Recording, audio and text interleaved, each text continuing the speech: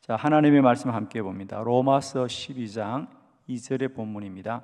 하나님의 뜻을 분별하라. 우리 다 같이 합독합니다. 시작. 너희는 이 세대를 본받지 말고 오직 마음을 새롭게 함으로 변화를 받아 하나님의 선하시고 기뻐하시고 온전하신 뜻이 무엇인지 분별하도록 하라. 아멘. 너희는 이 세대를 본받지 말고 오직 마음을 새롭게 함으로 변화를 받았어. 선하시고 기뻐하시고 온전하신 하나님의 뜻이 무엇인지를 분별하도록 하라. 이 분별하라는 뜻은 비교하여서 알기도 하지만은 또 분별하라는 뜻의 의미 중에 하나는 바르게 알도록 하여라. 우리는 하나님의 뜻을 이루어 사는 것이 가장 복된 인생들이죠. 그렇다면 하나님의 뜻이 무엇인지를 바르게 알아야 된다는 거죠. 그리고 하나님의 뜻을 믿어야 한다. 그러니까 무엇인지 분별하라 이런 뜻은 바르게 알아라 이런 뜻이 있는데, 그 바르게 안다는 것은 믿음으로 아는 것이죠.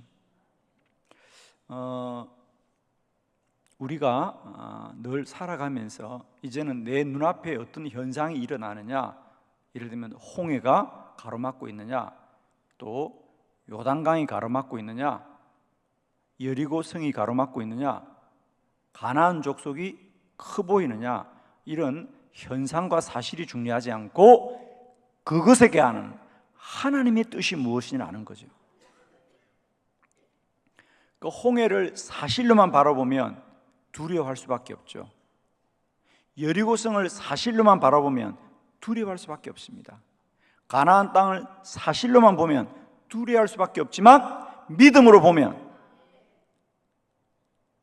감사하고 축복이죠. 저는 우리 인생도 마찬가지입니다. 이제 우리 인생을 사실로 보지 말고 하나님의 뜻으로 알도록 하라는 거죠. 저도 늘 목회를 하면서 왜 목회에 어려운 순간이 없겠습니까? 그죠? 목회에 어려운 순간이 오고 위기의 순간이 올 때마다 언제나 저는 그 현실과 사실을 바라보지 말고 하나님의 뜻을 바라봅니다. 저는 특별히 어떤 고난이나 시험이 올 때마다 저에게 가장 큰 힘을 주는 것은 뭐죠? 그래, 시험은 있어. 그러나 하나님은 감당하지 못할 시험을 주시지 않는다는 거죠.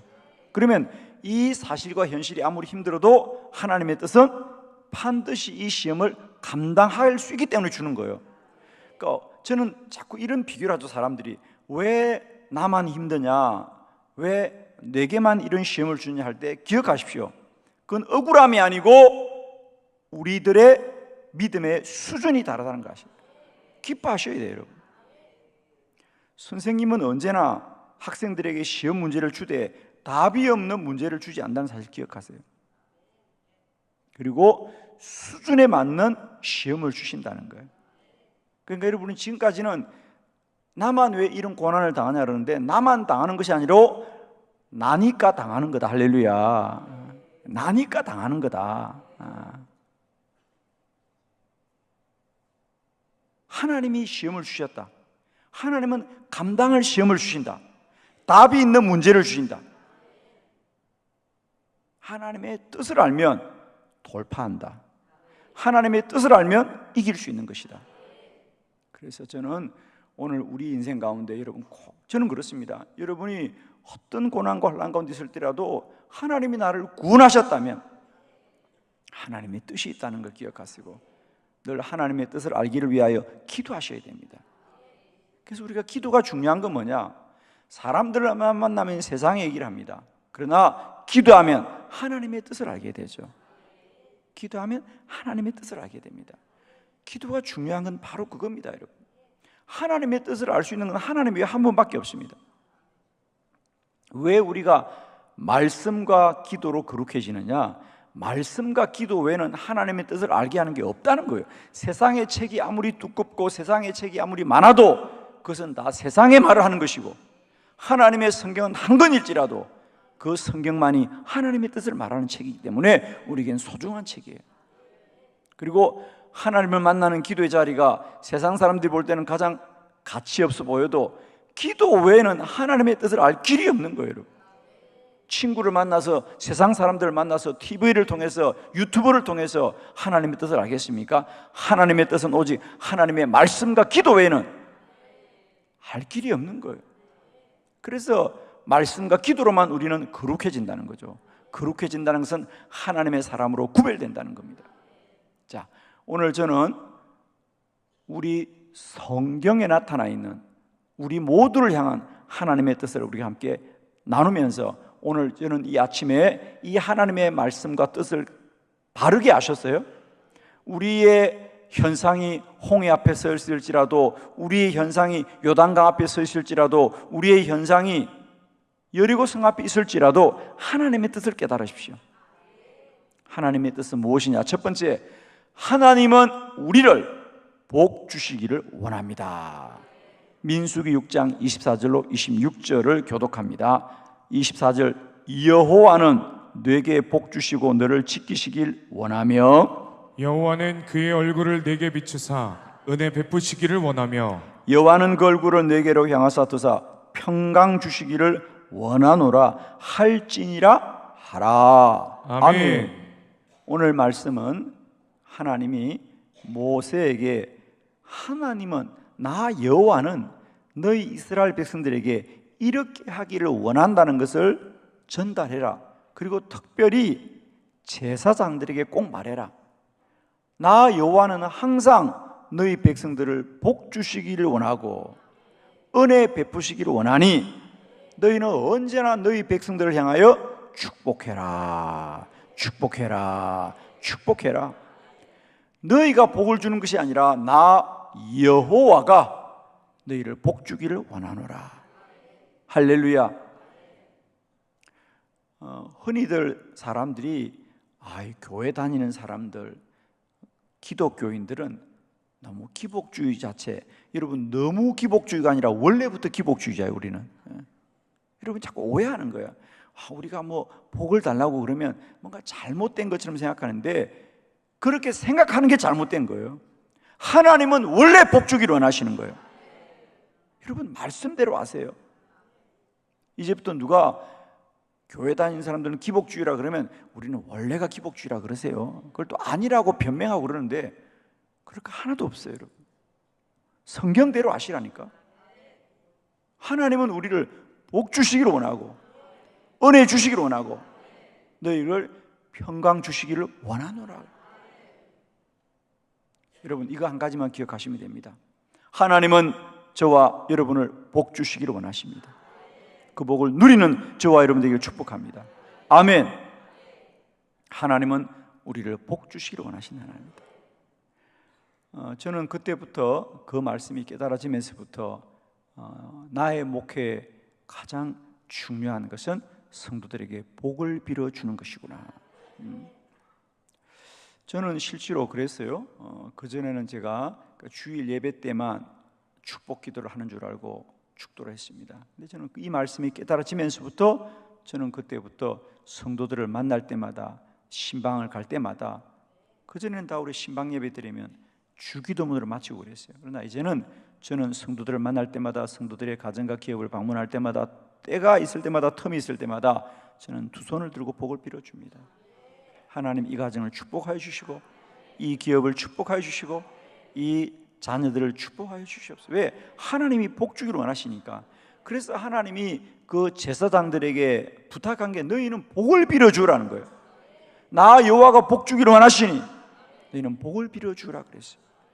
여러분 날마다 여러분의 삶을 축복하시기를 원합니다. 복을 빌어주십시오. 하나님은 우리를 복 주시기를 원하시고 은혜 주시기를 원하시고 평강을 주시기를 원하노라. 이 하나님의 뜻이 이루어지는 복된 오늘이 되기를 축원합니다. 두 번째, 하나님의 뜻은 무엇이냐? 하나님은 우리 모두에게 희망을 주시기를 원한다는 사실이죠. 예레미야 29장 11절 다 같이 시작. 여호와의 말씀이니라. 너희를 향한 나의 생각을 내가 아나니 평안이요 재앙이 아니니라. 너희에게 미래와 희망을 주는 것이니라. 아멘. 여호와의 말씀이니라. 너희를 향한 나의 생각은 내가 하나니 나의 생각은 평안이요 재앙이 아니라 너희에게 미래와 희망을 주시는 것이니라. 아멘. 오늘 본문은 하나님이 예레미야 선지자를 통하여서 이스라엘 백성들이 바벨론에게 멸망을 당했을 때 그들이 큰 낙심을 합니다. 이제 우리가 멸망케 되었구나. 이제 우리는 모든 것이 끝났구나. 그렇죠. 나라를 잃었으니까 어떤 희망이 있겠습니까? 그런데 하나님은 선지자를 통하여 하나님의 뜻은 너에게 재앙을 주는 게 아니다. 멸망이 아니다. 나의 생각은 미래의 희망을 주는 것이니라. 오늘 본문을 우리 이 예레미야 29장 11절을 공동 번역으로 한번 크게 읽어봅니다. 시작. 너희에게 어떻게 하여 주는 것이 좋을지 나는 이미 뜻을 세웠다. 나는 너희에게 나쁘게 하여 주지 않고 잘하여 주려고 뜻을 세웠다. 밝은 앞날이 너희를 기다리고 있다. 이는 내 말이라 어김이 없다. 아멘. 너희는 제발 하나님의 뜻을 알아라. 하나님은 너희에게 나쁘게 하여 주지 않고 잘하여 주려고 뜻을 세웠다. 밝은 앞날이 너희를 기다리고 있다. 이는 여호와의 말이다. 반드시 이루어질 것이다. 얼마 후에? 70년 후에. 할렐루야. 여러분, 우리가 나라를 잃고 모든 걸 잃어서 우리는 멸망당할 것 같을지라도 하나님의 뜻은 우리에게 희망을 주는 것이에요. 여러분, 희망은 사람의 소원이 아니고 하나님의 뜻이라는 걸 기억하십시오. 이는 여호와의 말이니라. 반드시 그대로 될 것이다. 여러분, 어떤 절망 가운데서도 기억하십시오. 하나님의 뜻은 희망이다. 그러므로 믿음의 사람들은 안 된다, 할 수 없다고 말하면 되지 않습니다. 할 수 있다 하면 된다. 하나님의 뜻은 희망입니다, 여러분. 하나님의 뜻은 고치는 것입니다. 하나님의 뜻은 회복되는 것입니다. 하나님의 뜻은 잘 되는 것이에요, 여러분. 저는 어떤 환자를 만나도 저는 안수합니다. 병원에서 한 달 있으면 죽는다, 석 달 있으면 죽는다, 1년 있으면 죽는다고 해도 저는 기도합니다. 왜? 하나님의 뜻은 희망이기 때문에.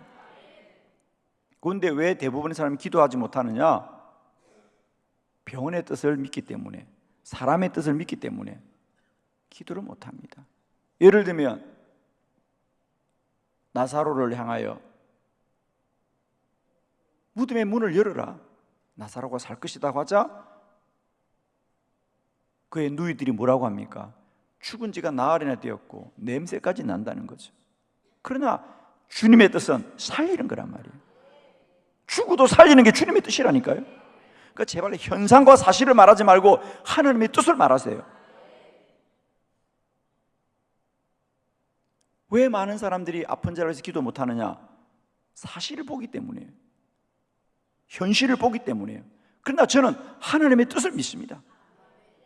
하나님의 뜻은 희망이다. 하나님의 뜻은 희망을 주는 것이다. 그러므로 희망을 말하는 사람이 하나님의 사람이에요. 한국교회 앞에서도 다들 한국교회가 힘들고 어렵다고 말하지만 저는 부흥할 것이고 더 크게 잘 될 것이고 날마다 구원받는 수익과 더할 것이라고 저는 말합니다. 왜? 하나님의 뜻은 희망입니다. 하나님의 뜻을 말해야 됩니다. 세 번째, 하나님의 뜻은 무엇이냐? 감사하기를 원한다는 겁니다. 데살로니가전서 5장 18절 다 같이 시작. 범사에 감사하라. 이것이 그리스도 예수 안에서 너희를 향하신 하나님의 뜻이니라. 아멘. 아멘. 범사에 감사하라. 이것이 하나님의 뜻이니라. 사람들이 좋은 일은 감사하고 내게 기쁜 일은 감사하지만은 슬픈 일은 감사하지 않습니다. 손해보는 일은 감사하지 않습니다. 억울한 일을 당하면 감사하지 않고 원망을 합니다. 그러나 성경은 말합니다. 좋은 일도 감사하지만 억울한 일도 감사하고, 기쁜 일도 감사하지만 슬픈 일도 감사하고, 이익이 되어서도 감사하지만 손해봐도 감사해라.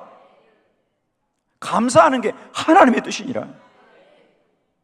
이제 우리는 하나님의 뜻을 따라서 모든 일 앞에서도 감사합니다, 감사합니다, 감사합니다.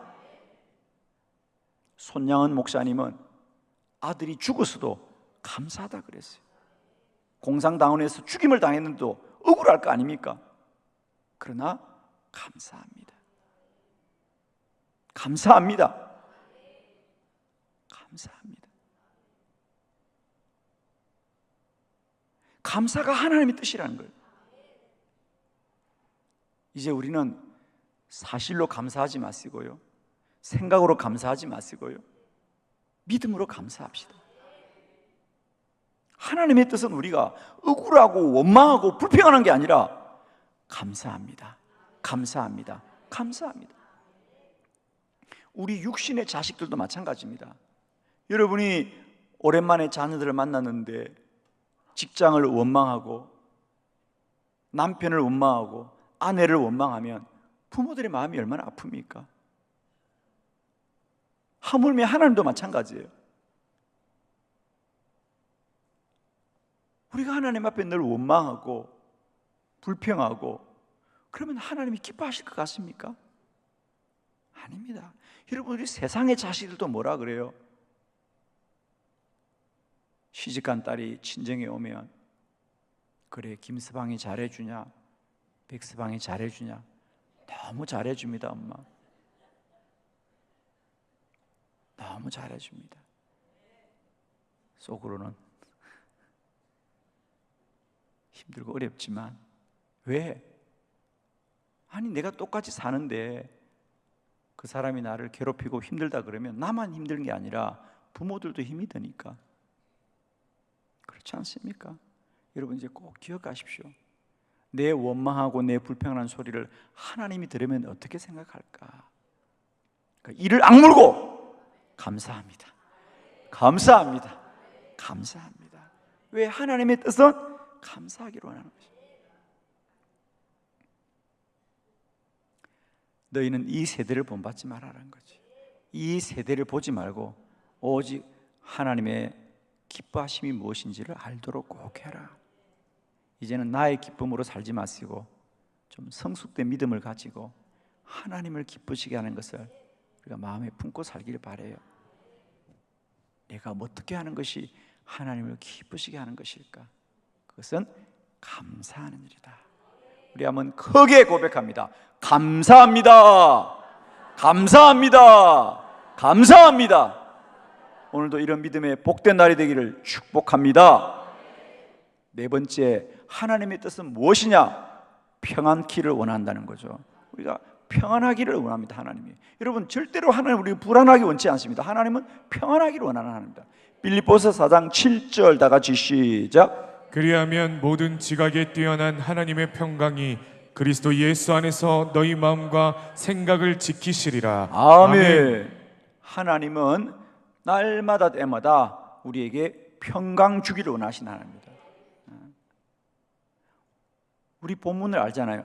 아무것도 염려하지 말고 다만 모든 일에 기도와 간구로 너희 구할 것을 하나님께 감사함으로 아뢰라 그랬어요. 그리하면 하나님은 반드시 모든 지각을 뛰어넘어서 모든 생각을 뛰어넘어서 하나님의 평강을 주실 거다.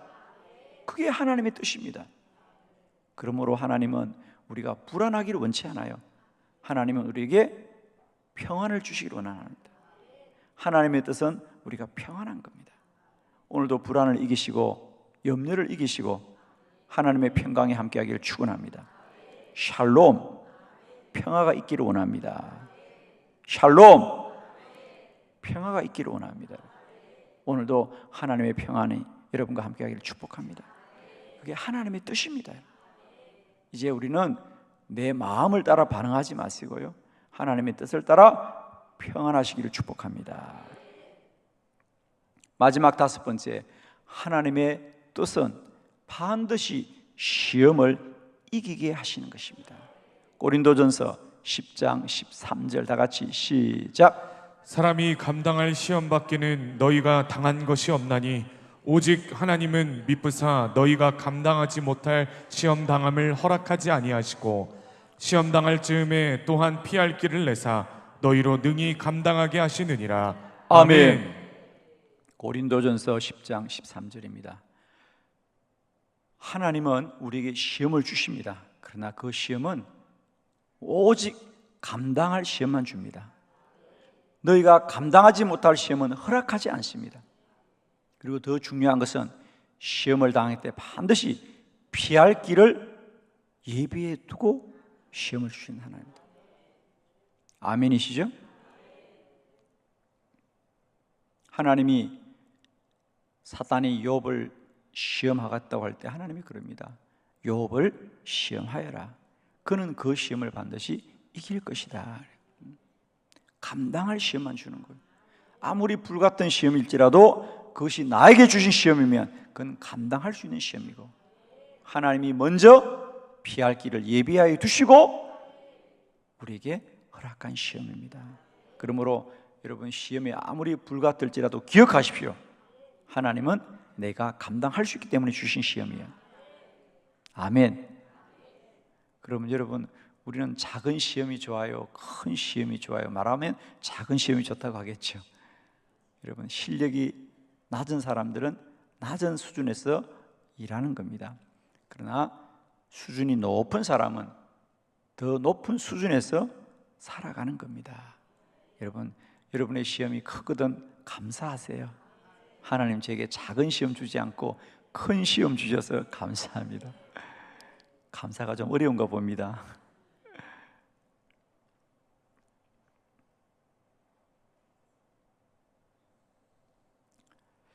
여러분 축복합니다.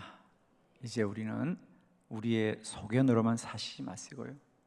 늘 기도하셔서 우리가 이 세대 가운데서 날마다 하나님의 뜻을 바르게 합시다. 하나님의 뜻을 믿음으로 합시다. 그리고 하나님의 뜻을 붙드시고 오늘도 모든 환난과 고난을 능히 이기시고 돌파하는 저와 여러분 되기를 축복합니다. 기도드리겠습니다.